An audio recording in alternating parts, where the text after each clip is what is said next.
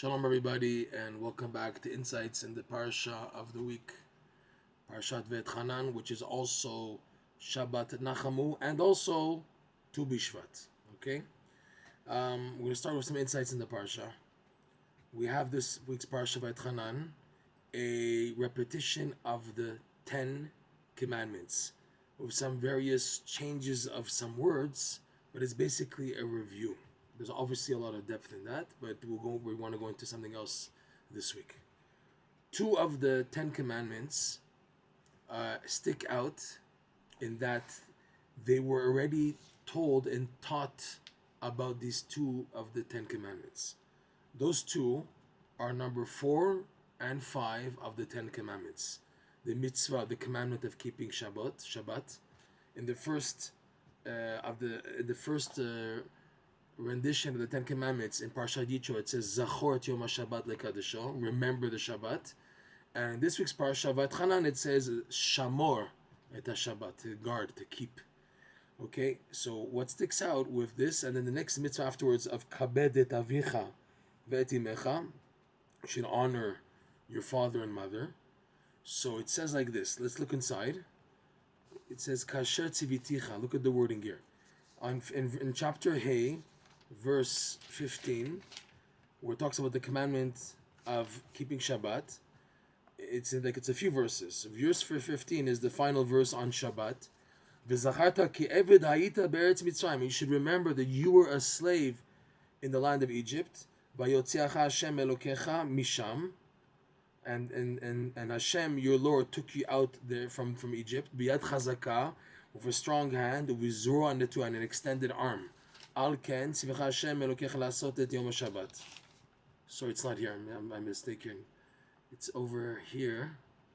Tzivcha Hashem Elokecha. It's the first verse. Sorry, my bad. Verse 12, chapter 5, verse 12.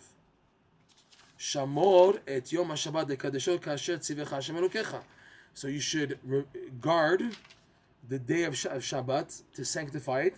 Ka'asher tzivecha, like you've been commanded by Hashem Elokecha, God your Lord.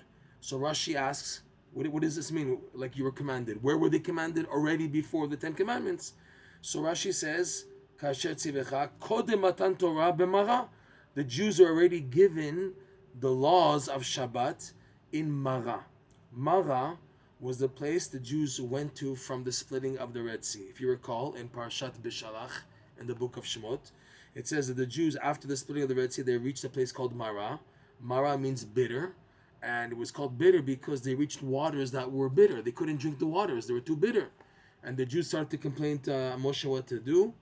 So Moshe davened, and Hashem showed him a tree. Throw this tree into the water, and the water will be sweetened. And that's what he did.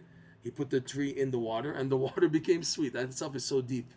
And then it says there, Sham sam lo chok mishpat v'sham nisahu. And that is the place in Marah that Hashem placed through Moshe for the Jews, what's called chok mishpat, statutes and laws. V'sham nisahu, and it's there that Hashem tested the Jews. What was the test? To see how they would react when they were faced with this test of the water.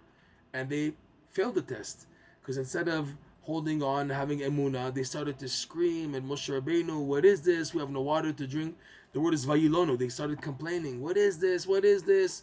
Okay, and that was considered a failing of the test. So it was there also that Hashem gave the Jews to tell Moshe to teach already prerequisites of some of the laws of the Torah. One of them is, like we see now, is Shabbat. And then when it talks about in verse 17 about the next law, number 5 of the 10 Commandments, Kabed, verse 16. Kabed et avicha ve'et imecha kasher tzivcha Hashem Elokecha. So you should respect your father and your mother, like Hashem commanded you. Again, kasher tzivcha Hashem Elokecha. Where? So again, Rashi says, kasher tzivcha, like Hashem commanded you. Afal kibud av va'em nitztavu b'Marah. Also, the honoring of father and mother was also commanded, taught to the Jews. They were ordered to do it eventually in Marah, like it says, Sham sam lo chok mishpat. Okay, so Rashi here quotes the verse that we just quoted from Parshat Beshalach, chok mishpat. So they explain, the commentaries explain, Chok is referring to Shabbat, and mishpat is referring to respecting the father and mother. Why? Chok is something which is beyond reason. It's a mitzvah that we're told to believe in, even though it does not make sense. In this angle, Shabbat doesn't make sense. It's one thing that Hashem created the world, but now to tell us to keep a day of rest because He rested, okay, you can question that. Also, the idea of refraining from working and everything, you can give ideas, but technically it falls under the category of chok, because still at the end, if we're to be sustained and Hashem wants us to live in a world where we do things in order to live, like we go to work and make a living, so why take us away from that? It's in the domain of emunah, yes, but because it's in the domain of emunah, it's called a chok. It means it's not rational. Whereas respecting one's father and mother, even if the Torah were not to tell a person to do so, it makes perfect sense and it's normal. Normal people respect their parents. The one who brought you into the world, the mother who suffered 9 months and then pampered you and changed your diapers and fed you and breastfed you and took care of you, and your father also who worked hard to sustain you and to try to guide you and to give you a good education. It's normal that a person runs to mom and dad and he has a mom and dad relationship. Normally, there's always these crazy exceptions, but in normal cases, a child respects his parents. Okay, even if it's difficult, but it makes sense. They raised me, they took care of me, they were my shelter. I turned to them always when I was scared and I was panicky and I a little baby shaking, and I had my parents there to help me. So it makes sense. It's a mishpat. It makes a law sense. It's a lawful sense that a person should respect his father and mother. So that's mishpat. And chok is Shabbat. So both of these were given already in Marah. That's where it says kasher tziviticha already. It can only be the only place before the 10 Commandments were given over at Har Sinai was Marah, and we're taught that's where Hashem gave his chok or mishpat. Chok being Shabbat, and mishpat being the idea of respecting the father and mother. And now the Gemara and Rashi quoting the Gemara, not in this part, not this Parshat VaEtchanan, he brings down that the Gemara says a list of 10 things that the Jews learned in Marah. 7, which are really 8, are the 7 laws of Noach, the Noachide laws, plus number 8, which is really included in the 7, is to appoint judges to fulfill them. So these 7 Noachide laws are called dinim, because they're things that everyone has to keep, Jew and non-Jew alike, and they make a lot of sense why not to do it, why to observe it. And the appointing of judges, it's a similar word, dinim and dayanim. Dayanim are the judges that you have to force to enforce keeping the other 7. So these are really 7, including 1 making judges. So it's 8, which are really 7. And then number 8 is Shabbat. Number 9, respecting the parents. And then 10 is added. Rashi brings the red heifer, Parah Aduma. Parah Aduma is definitely in the category of a chok. The 7 laws of Noach are definitely in the category of a mishpat. It makes sense. And to appoint judges, that's a mishpat also. So you have under the category of chok, Shabbat, and the red heifer, Parah Aduma. And under mishpat, you have respecting the parents, and also the 7 Noachide laws, including appointing a judge to do them. So these were given before Har Sinai. The question is, why? Why these ones specifically? Why Shabbat out of the 10 Commandments? Why Shabbat in respecting the parents? You have, Anochi, the first commandment. The second, Lo Te'elecha, Lo Tirtzach, Lo Tignov, Lo Tachmod. All these laws, that make sense, but they weren't given before. Shabbat was given and respecting the parents. What's the difference? It's hinted to in the verse. The verse that's from Parshat Beshalach. Sham sam lo choku mishpat v'sham nisau. There, in Marah, the Jews, Hashem gave the Jews chok and mishpat, laws which are statutes, which you kind of understand like Shabbat and the red heifer, and mishpat, v'sham nisau, and Hashem tested them. So the test was with the test of the bitter waters. So the question is, why did Hashem give them laws there with this test? To show them that in this test also, there are laws of Torah that correlate to this idea that you're going to be tested in life with emunah, and it's going to be difficult, and you have to hold on to the test. Even if you fail the test, you have to continue going on and holding on. That's what the idea that Hashem gave them after they failed the test of the bitter waters. That Hashem gave them laws to learn. What's the connection? Why give them laws to learn if they failed the test? To show them that even if you fail the test, there is a Torah study. There are ideas of the Torah that correlate to this. That these are difficult things to fulfill, and yet I'm doing them, and I out of total emunah. So that's the idea of chok and mishpat. The mishpat makes sense, but these two laws, the respecting of the parents and the 7 laws of Noach, are difficult to do. They're difficult. They're not easy. Okay, the law of respecting one's parents. Even though you do that, you have a tendency to it's normal for a child to respect the parents, but still, it's not easy. It's a difficulty.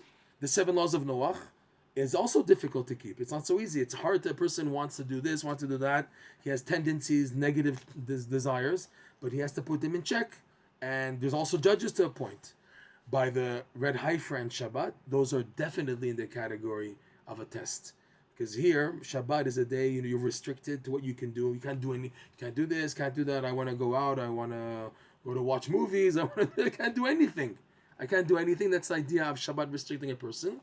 And the red heifer, Rav Nosson explains, the red heifer is the idea that it's beyond logic, beyond rationale.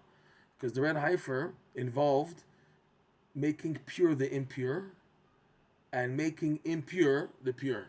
Those who were involved, the Kohanim were involved in the burning of the ashes of the red heifer and the sprinkling and everything, they became impure.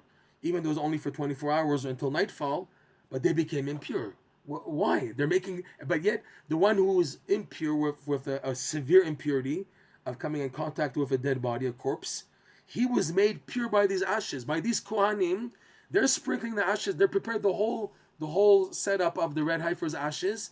They're impure while they're making him impure. Doesn't make sense. It's beyond rationale that somebody can make someone who's so impure pure, and at the same time they get burnt by it, they get hurt by it. Doesn't make sense.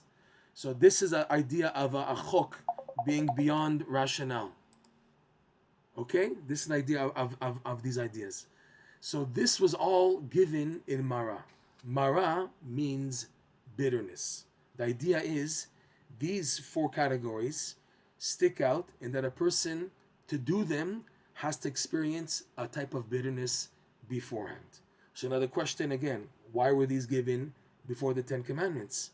The 10 Commandments is going to contain again Shabbat, and it's going to contain the law of respecting the parents, and included in the 10 Commandments is also the 7 Noachide laws also. These are going to be given already in Har Sinai. So why was it necessary for Hashem to give them a foretaste of specific laws, certain ones, these ones? Because it was a test to show that in order to get to the light of Har Sinai, the Keter, the light of the Torah that exposes a higher light called the infinite light, first prerequisite is you have to go through some bitterness in life.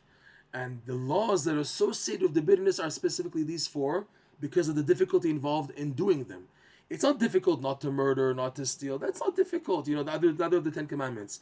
But where it requires an effort, I have to refrain on Shabbat. And also I have to respect my parents. Even if I don't get along with my parents, I have to show them a respect. It's not easy. So this bitterness it's fitting, it's mat'im with the idea of Marah, which was the test that Jews were given before reaching Har Sinai to receive the Torah on Shavuot. And this lesson is the point that when you go through bitterness in life, and you even fail tests, but you continue with Torah study, with emunah, with learning ideas, showing that that's a part of life, that there is a difficulty, and I'm learning about it, and I'm trying to accept it, this is afterwards the gateway for receiving the 10 Commandments, receiving the Torah, receiving the Keter.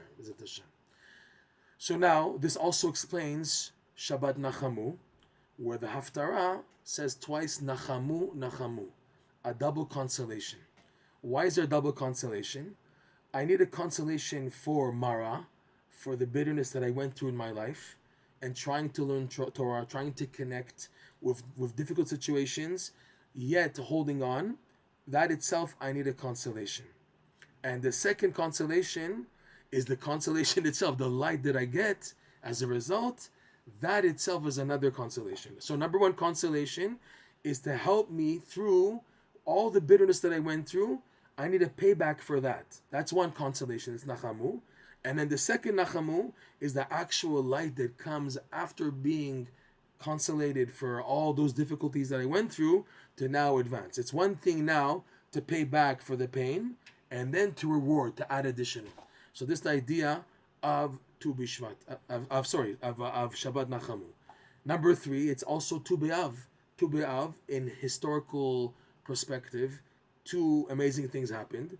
Number 1, the Jews who had to die in the desert, on that last Tu B'Av, they stopped dying. The Jews rejoiced because now all the Jews who were entering the Holy Land are now alive, and the ones who passed on, so there's no more waiting in the desert. And number 2, it was a day designated for Shidduchim. It's summertime, and there was a time when the Bachorim would go looking for good Shidduchim. So these two important parts in a person's life: the time of his death, and the time of getting married. These two also have, in a sense, they're like a chok and a mishpat. Death is considered like a chok because it's beyond. You have no idea when the time will pass. Any day a person can leave this world. A person doesn't know when he gets off the train. So it's like a chok. And the mishpat is a person has to get married. It makes sense. On one hand, it doesn't make sense, but that's the way that Hashem designed the world, that a man gets married, has children, sustains. This is the continuity of the world. This is how Hashem wants in the format of mishpat to take care. So this chok and mishpat repeats itself in several ways. In the Parsha, and also in Shabbat Nachamu, and also in the idea of Tu B'Av. These are many ideas. I hope you can see the connection. May we be zoche b'ezrat Hashem to now have a major consolation, have simcha through all the Marah, all the bitterness we've gone through in our lives, to now learn Torah ideas that strengthen our emunah, to give us the strength to endure, to continue, and to receive the light, b'ezrat Hashem, the infinite light. When that harboring the bringing of Mashiach and the third temple, b'ezrat Hashem. Shabbat Shalom.